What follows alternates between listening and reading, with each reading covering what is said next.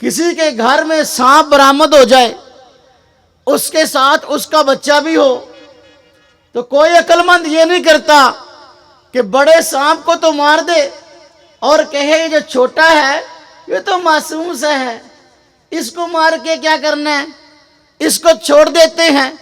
نتیجہ کیا ہوگا؟ اگر اس چھوٹے سانپ کو یعنی سانپ کے بچے کو چھوڑ دیں گے، آخر کار وہی بڑا ہو کر اس کو ڈس لے گا۔ تو صغیرہ گناہ کو اس لیے اپنے نامہ اعمال میں چھوڑے رکھنا کہ یہ چھوٹا ہی ہے، کوئی مسئلہ نہیں ہے، آخر کار یہی بڑا بن جائے گا۔ گناہ اللہ کی نافرمانی کا نام ہے۔ اللہ گناہگار کو پسند نہیں کرتے، ہاں اس گناہگار کو پسند کرتے ہیں جس سے بھولے سے گناہ ہو جائے لیکن توبہ کر لے۔ گناہ یہ انسان سے ہو جاتا ہے۔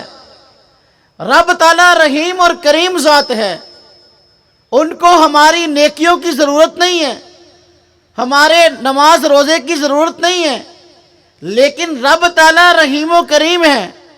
قانون تو ان کا یہ تھا کہ جو گناہ کرے اس کو اس گناہ کی سزا ملے، لیکن رب تعالیٰ نے کرم فرماتے ہوئے، ہم سب پہ احسان فرماتے ہوئے مغفرت کے کئی اسباب پیدا کر دیے۔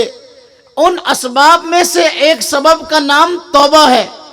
جب آدمی گناہ کر لے اس کو مایوس ہونے کی ضرورت نہیں ہے، اگر وہ اللہ کے آگے توبہ استغفار کر لے، اللہ رب العزت اس کے گناہوں کو مٹا دیتے ہیں۔ رب تعالیٰ کی خاص توفیق ہے۔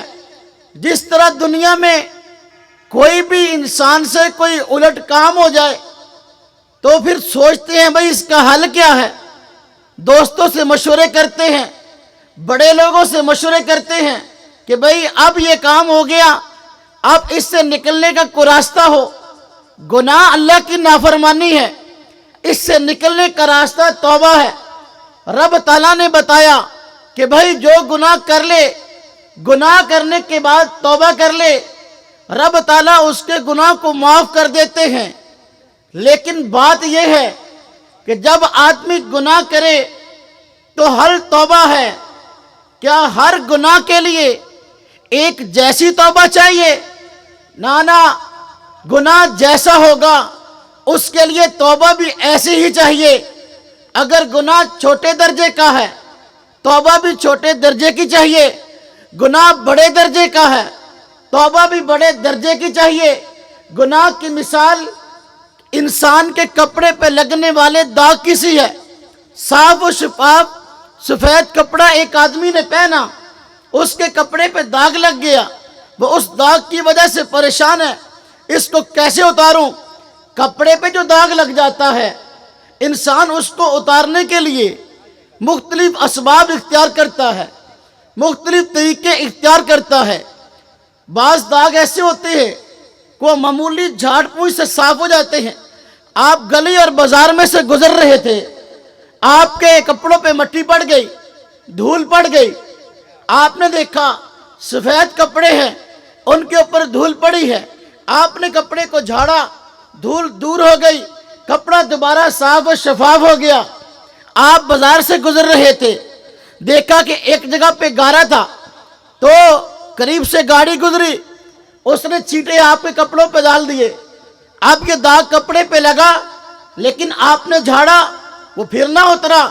اب اس کے لیے دھونے کی نوبت پیش آئی، آپ نے نل کے نیچے، ٹوٹی کے نیچے، پانی کے نیچے اپنے کپڑے کو رکھا اور دھویا تو بالکل صاف ہو گیا۔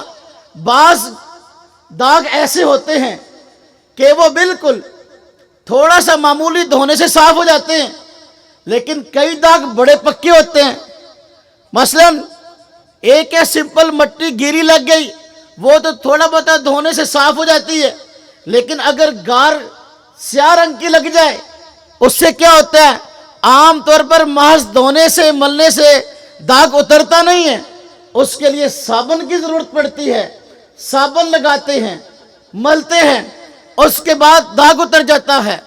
کئی داغ ایسے بھی ہوتے ہیں صابن بھی استعمال کر لیں وہ پھر بھی نہیں اترتے، ان کے لیے کوئی اور ہیلا استعمال کرنا پڑتا ہے۔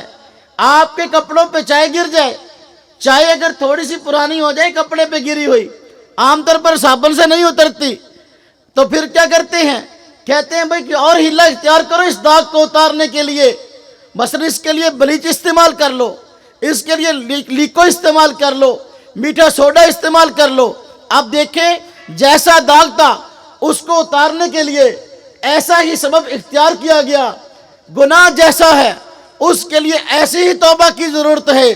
توبہ رب تعالیٰ کی رضا کا ذریعہ ہے۔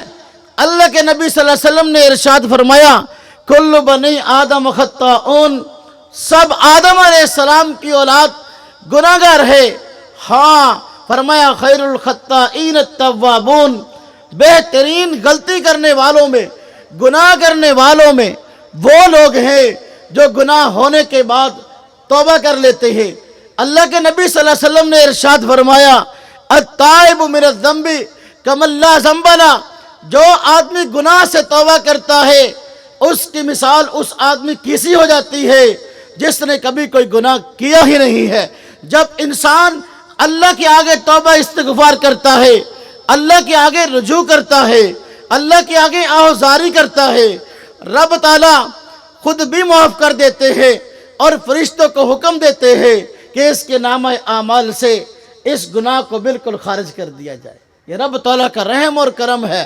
اگر قانون کو دیکھے تو پھر قانون کے تقاضے کے مطابق تو گناہ کی سزا ملنی چاہیے تھی، لیکن رب تعالیٰ کا فضل جو ہے ہم پہ ہوا، اس نے ایک راستہ توبہ کا نکال دیا کہ اپنے گناہوں کا بوجھ ہلکا کرنا کیسے ہے۔